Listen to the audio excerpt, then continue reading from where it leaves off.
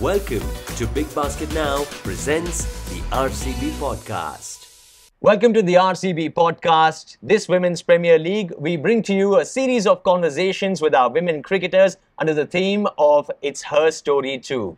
Shreyanka Patil, a household name who's had an exceptional season ever since the last Women's Premier League.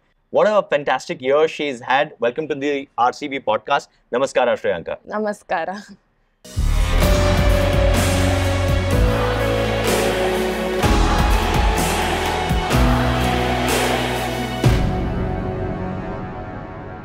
You've pretty much seen it all in a very short time.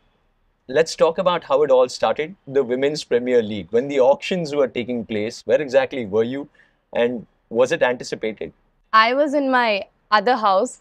I was like, okay, fine. I finished my training. I said, I am not going to miss my training. I hit the gym. I practiced for a few hours. And then I was like, okay, 2:30 is the time where it's starting. So we took the iPad. Arjun sir and I sat and we were like watching. And then first name came Hayley Matthews. Oh. And it said unsold. And I was like, Hayley Matthews unsold means what is Shreyanka Patil going to do? And I was literally like, I don't know how this auction is going to go. And I was waiting for my name. I was waiting. And then I was tired of waiting. And then there was a short break around 45 minutes. And I was like, I'm not going to watch this now. Let me just go eat some pani puri or something. And we went, we had pani puri. We came back again. We started watching. And I'm like, okay, when is my number going to be called out? When is it going to happen? And then they said, number 317. And there's a story behind the 317 also. It's a coincidence again. 31st is my birthday and 7 is July. So 317, I was like, okay, something special is going to happen maybe. And when they called out my number and my name, 317 Shreyanka Patil, I was like, this. I was literally shocked. I was like, what? I closed my eyes. I was like, please, someone lift. And then, so that time they were like lifting very fast. I mean, not, they were like unsold, sold, unsold. It was going fast. It started off slow and then they were just increasing the pace. I was like, RCB lift. And I was like, okay, stop it. And they said, sold to RCB and everyone will jump. Some people will jump, some people will cry. And I was like, just blank. And then after 5 minutes, I started crying. I was like, I don't know whether it's true, whether it's really happening, whether to believe that it's happened. And then I started getting so many calls. And I was like, switched off my phone for a while. And then I just cried. And Arjun sir was right next to me. And then he had tears in his eyes. He hugged me and he's like, this was the moment we were waiting for. And then after that, the manager called and they're like, we need a clip of you saying, thank you, RCB and all of that. I was like, I did some 100 takes. I was like, no, I have to be perfect in this. And then I called up my dad. My dad was so happy. And then I wanted to go back to that house. I went, it was a little late in the night. And my mom, because I always had this RCB stuff in my house. And my mom welcomed me, all of that. And it was just so special. If I talk more about it, I think I'll go back to that and start crying now. So my mom was like, started shouting RCB and I was like, Mom, everyone is going to see, just relax. And they just welcomed me with all of that. And it was so special for them to see their own daughter growing like this in front of their eyes. And my dad was emotionless. He kind of doesn't express his own feelings, but I kind of got to know because I can see whatever happens to my dad, I can just see it and feel it. So when I saw his eyes, I knew it. He was just so happy for me and he just gave me that hug and I was like, okay, this is all I need now. And then they were so happy, just went on so well. Next day I just spent some time with them and then I went back to practice. बस यही बोलना है? यही तुम्हारा add? Yeah, that's it. सही है यार. Now delivering in 10 minutes.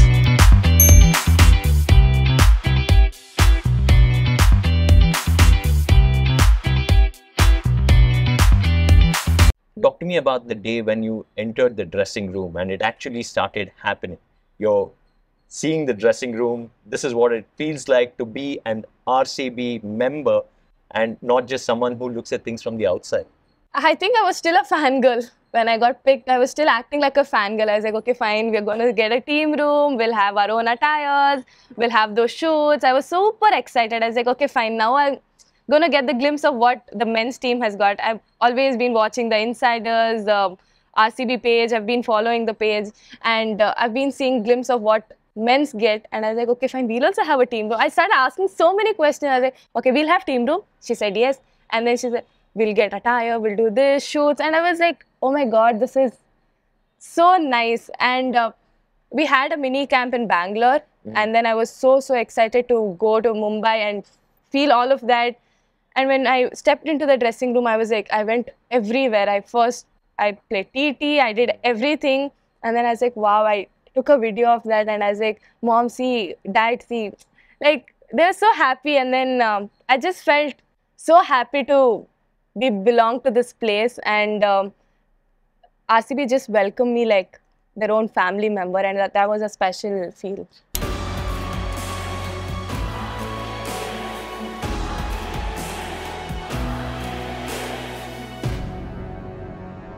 They say everything good begins at home. Your brother, your dad were involved with cricket. Was that how your story started as well? I think so, because once you have that setup in your own family, you tend to play that same sport. But I think I got influenced, but I also fell in love with this sport. My father was a cricketer. My brother is still playing cricket. It's nice to see them play, and I was like, okay, fine. This sport is something interesting. Why can't I pick up this sport? Because my dad used to run an academy. My brother used to go there. I was like, why am I sitting at home and doing nothing, just studies? I was like, let me pick up some sport. And I was good at multiple sports, but then I just wanted to try the sport and see how it goes. And then I was like, okay, fine, let me start off just seeing and watching them play. And then I was like, okay, fine, this is fun. What do you think your dad saw in you that he felt, you know what, we should encourage her more with cricket? Have you ever had this conversation, and has he ever revealed this to you? My dad, firstly, to tell that he was like, women's hudgir aadtara cricket. That was his first question mark. And I'm like, I don't know. You know better than what I know. So that's how it started. And then my dad's friend, Vishwa sir, he passed away recently. He was like, Kalsi Ulna, let her just start playing. She has something in her. So I went to selection, and then I got picked for the probables team. And I was like, oh, it's fun. So that's how my journey started. And my dad is like, okay, fine, she is good. So, and I was like, fine, thanks, Dad. They say everything you do has a glamour element to it, be it the Instagram reels that you do, the Bindas dance moves that you do, even the reverse scoop and the switch hits that you do as well. But how did an unglamorous off-spinning take off? Interesting story again. I didn't start with off-spin. I started as a medium pacer, and usually when you start playing the sport, you trying to bowl medium pace first and then see what's natural to you. And How then the ball moves. yeah. And then I tried wicket keeping, didn't really work. Then tried leg spin. I was like, this is not going to work. And the last resort was the off spin. And then I felt this is something very special. Off spin is something which I liked when I started bowling. I was like, okay, it's something fun. And then my coaches, my dad were like, my dad was also an off spinner. So he kind of gave me those tips. He started working on my action or everything, but it came very naturally to me. I didn't have to force myself as I did with medium pace or a wicket keeping or a leg spin. It came very natural to me. So my dad is like, just stick to it. If it's natural, just stick to it. It's a good thing. So that's how it started. Right. At one point of time, you were being sent to bat down the order, and then there has been an evolution, and now you're known as someone who can be relied upon as a death batter. You can be sent in and you'll bring in a six off the last ball as well. So talk to me about the kind of work that's actually gone in behind the scenes, Shriyanka. So when I started playing for the state team, I didn't really know how to bat. I knew only one shot, and that was sweep. That was only shot I knew, and that was my favorite shot, and still is my favorite shot. And I didn't really start with grip, all the technical bit. I just see the ball and sweep. If I get, it's runs. If I don't, I'm out. See ball, hit ball. That's it. That was very simple because I was more interested in bowling and fielding. Then came batting because no one worked on my batting as such. And then 5 years back when I met Arjun sir, my personal coach, he's like, let me work on her batting. She has something in her. So I didn't really had that mindset, okay, I can also become an all-rounder. I didn't really stress on that because first priority was bowling, fielding. And he's like, no, you have something in you. Let's try and work on your batting as well. And then when I started working, I was like, okay, I can get better. You played the role of a finisher in last season's WPL, and there was a very interesting tweet that came in from a cricketer. Talk to me about how that made you feel. I felt very, very special because DK was someone who I used to admire, and when he came to bat, I was like, okay, fine, everyone's silent, I just want to watch him bat because I can kind of relate my role to his role because he's also someone who comes down the order, finish the games for the team. And it was so nice watching him play in that particular role because it's not easy. Out of 10 matches, you might succeed in 4 or 5, but you're going to win those 4 or 5 matches for your team. So I was like, okay, fine, I want to become like him one day. And then when I read that tweet, I was like, goodness, what more? I just went blank. I was like, I just want to meet him after this. And I got an opportunity to meet him here at Bangalore. And we had an amazing and intense conversation around my batting, bowling, just the cricketing terms. It was so nice. And then I also got an opportunity to bowl to him, play with him. Just amazing. He's an amazing person and would love to continue this flow with him. Were you able to have a conversation with him about your switch hits and your scoops as well? Is it true that you've emulated a little bit of DK in your shots? Absolutely. I call it a DK shot. So whenever I'm explaining it to him, I say DK shot. He's like, what is a DK shot? I said, no, the scoop which you hit. Then he just gave me a few tips around that shot. And I was like, okay, fine, if I can do that or if I can cultivate that, it'd be nice because I knew my version. I just wanted to hear his version of how he plays the shot and just made a little impact and very happy. Cricket requires a lot of commitment and at a very young age, you decided to move homes. Talk to me about how that impacted at home for you as well, required you to live an independent life and focus completely on cricket. So it was a tough decision. I tried to convince my dad, but he just loves me way too much. He's like, do you really want to go? I'll drop you. I say, Pa, enough, you've done this. I want to give you a break. And also for me, it'll be easier for me to just stay there and practice. Because traveling in Bangalore, it's ridiculous. It just kills your time and energy.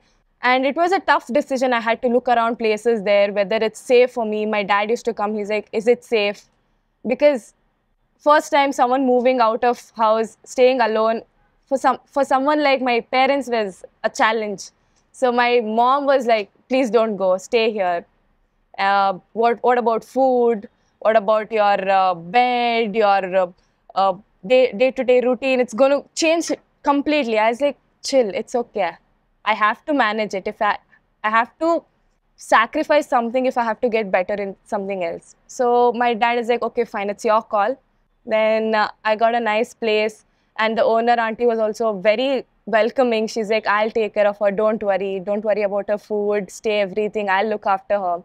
So that was very special. And then it made me even more easier because I could focus on my cricket more because it was just a 5-10 minutes walk. I could just focus only on my cricket and nothing else. Let me give everything to cricket for next whatever years.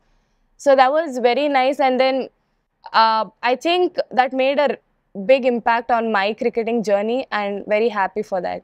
बस यही बोलना है? यही तुम्हारा add? Yeah, that's it. सही है यार. Now delivering in 10 minutes.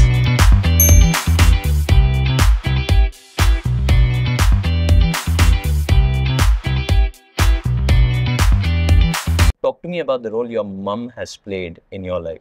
She has played an important role from the day I started playing the sport because it was challenging for her not to see me the whole day.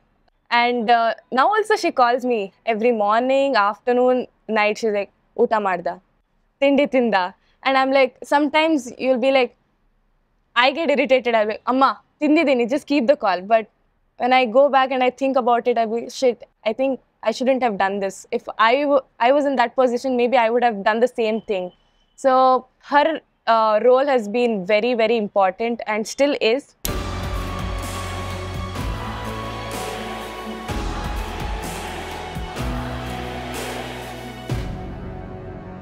One-on-one training still is a bit of a luxury privilege in our country. Talk to me about how that made a difference to you. You did switch coaching academies as well. So yes, I was at Dravid Padkone first training there.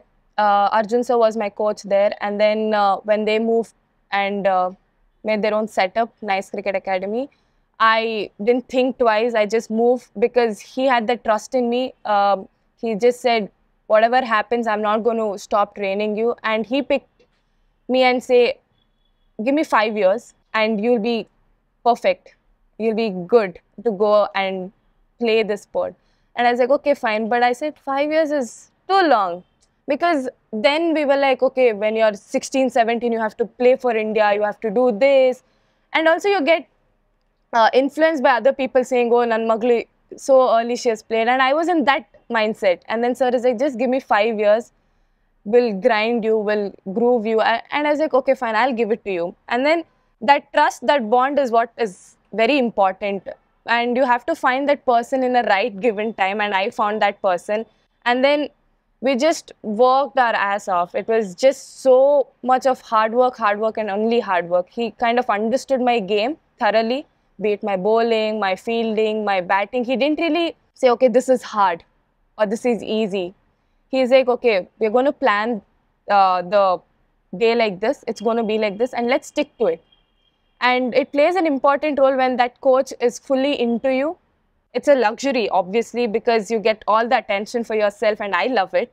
So he played an important role and is playing an important role. That's very, very nice for him to understand my game. So not all the coaches understand what your type of game is or style of play is. So that's the first thing, and he's doing a really good job. And we can clearly see the results as well.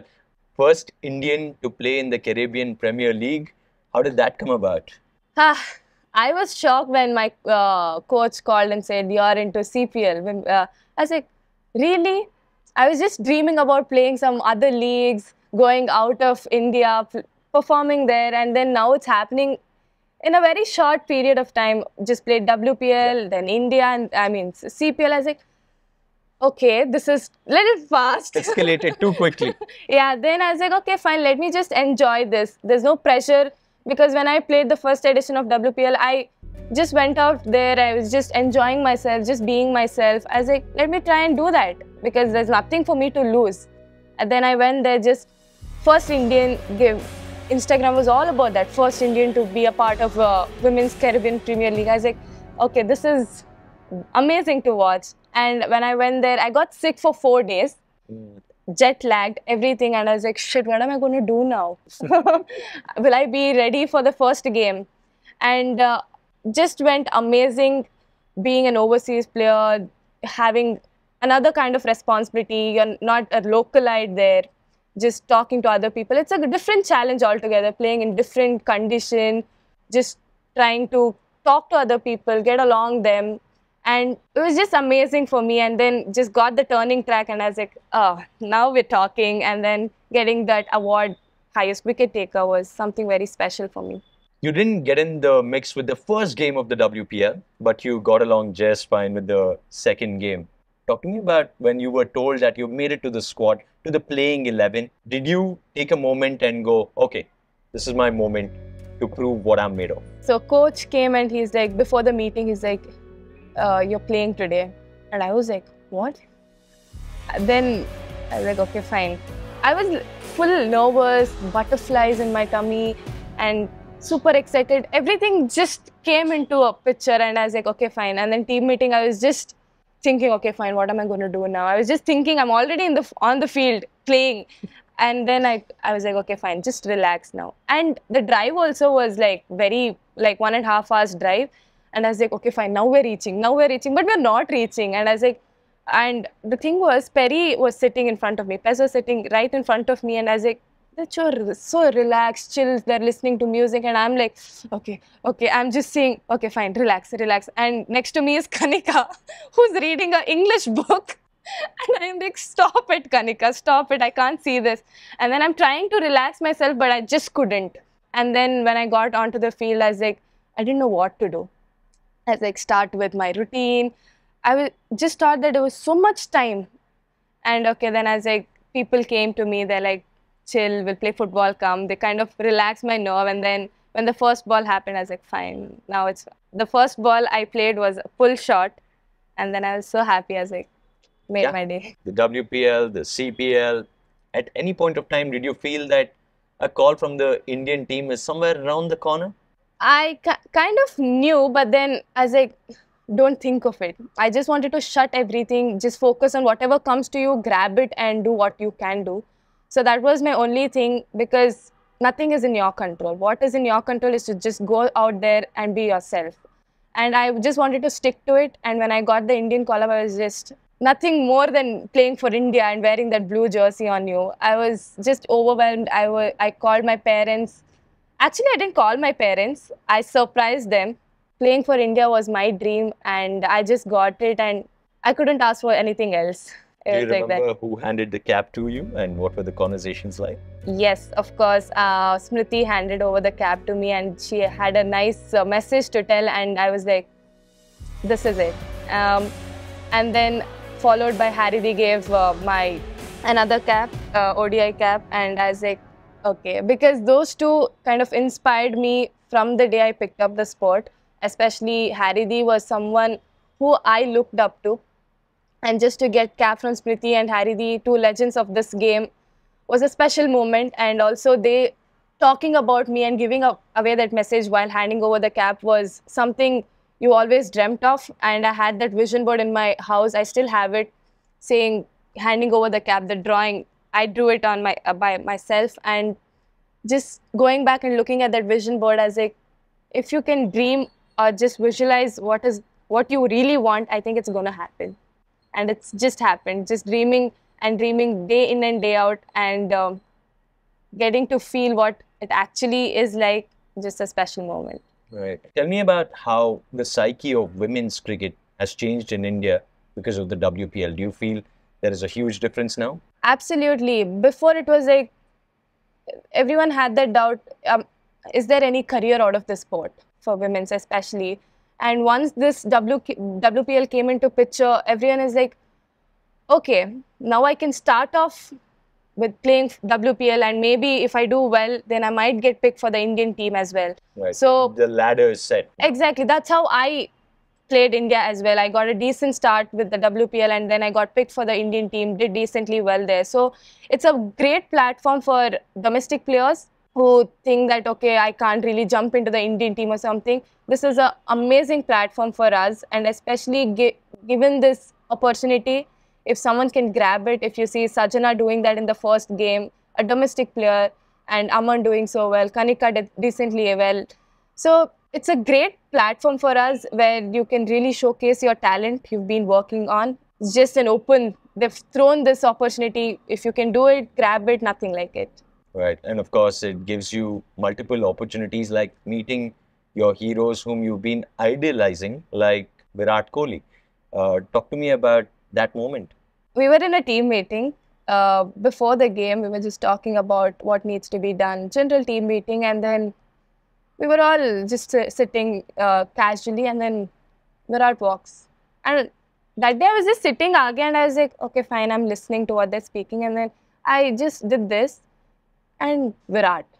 And I was like, from nowhere, if someone would have told Virat is coming, I would have got dressed up nicely at least. And I was like, okay, fine.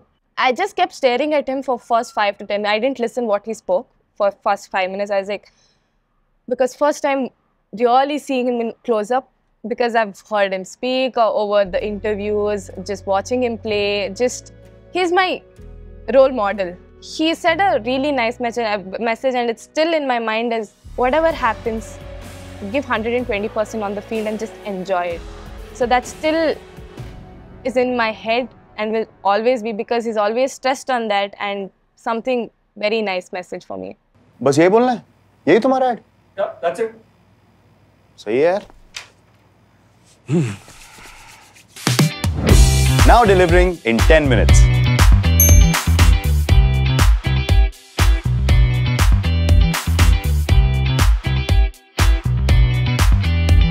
Let's talk about your bowling a little. You have a deadly arm ball, a very fast Yorker as well. How much do you work on it, and how much has it evolved and developed over the years?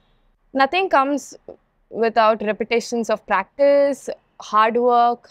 You have to know that, okay, I am capable of doing this. First is acceptance. Okay, I can do it, or whether I can't do it. So when I started bowling my death, it was a hard challenge. It was like off spinner bowling in the death is not at all an easy job. And I was like, if I can do that, if I can help my team with bowling those Yorkers and with the death bowling option, it's an added advantage for me.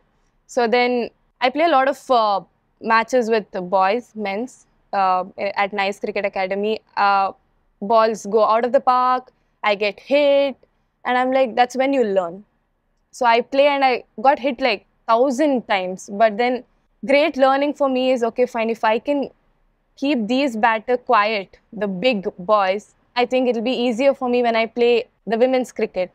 So that was a pretty hard challenge for me. And also Sunil Chhetri had come to bat. And he's a footballer, I know. But when he bats, he's like, just doesn't stop his swing. Right. So he's a big hitter, and if I miss my Yorker by so much, he used to hit outside the park. So he used to come there more often, and then I used to bowl to him. He used to throw up challenges. He's like, if you get me out, I'm going to buy you lunch, all of that. So when I started bowling to him, actually he helped me a lot.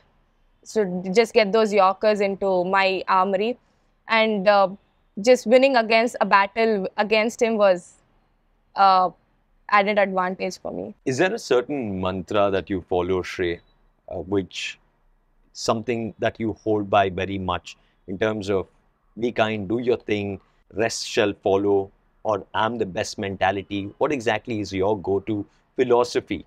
I just feel, I keep telling myself, be yourself in any given situation, whether you've been thrown into a pressure situation or whether it's also an easy one. Just be yourself. Don't try and fake yourself. Just being yourself and just enjoying each and every moment, because you don't know whether you're going to face that moment again or not. When you've gotten something, just be grateful for that and just thank God for all of this.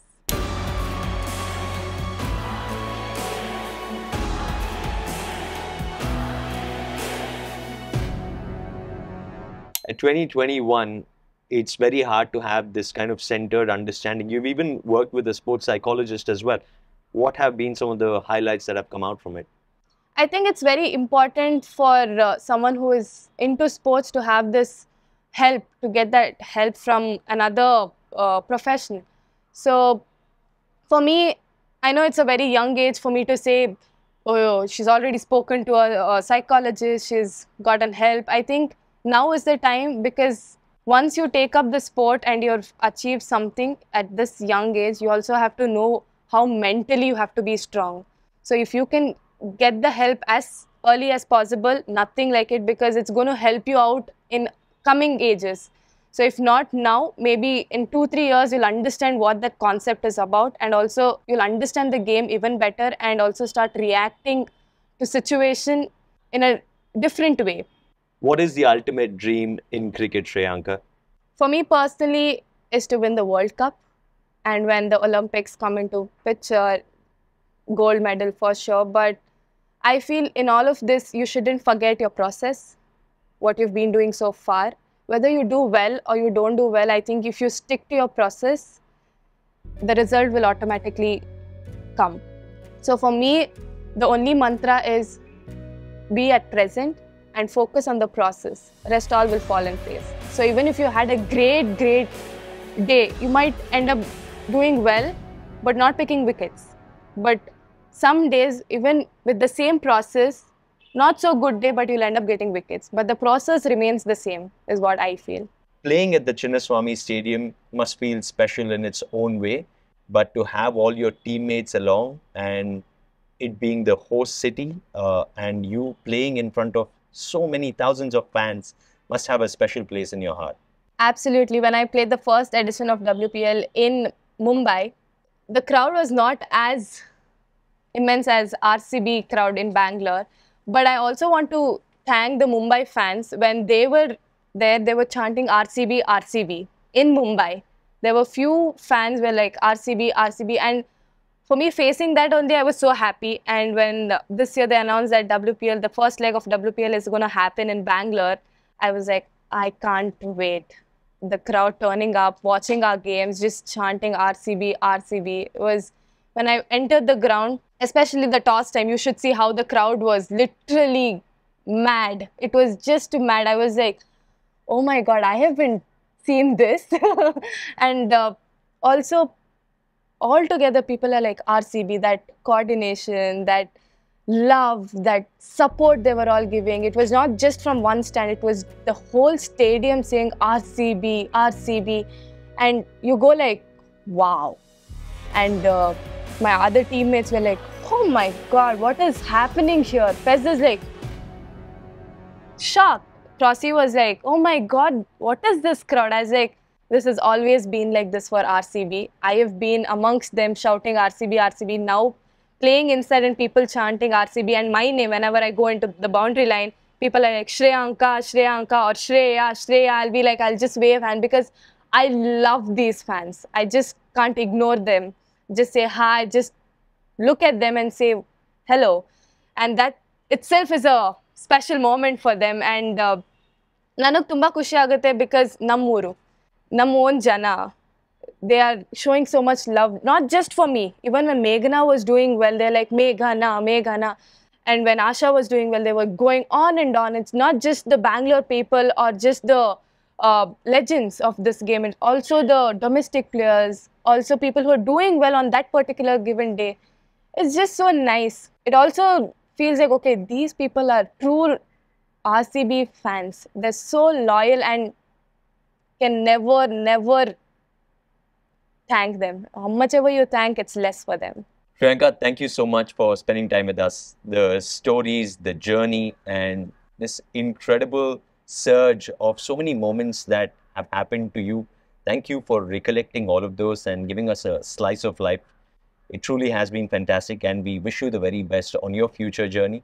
And we wish for plenty more stories to come. Thank you. This has been the RCB Podcast. Thank you. Thank you so much. Big Basket Now presents the RCB Podcast.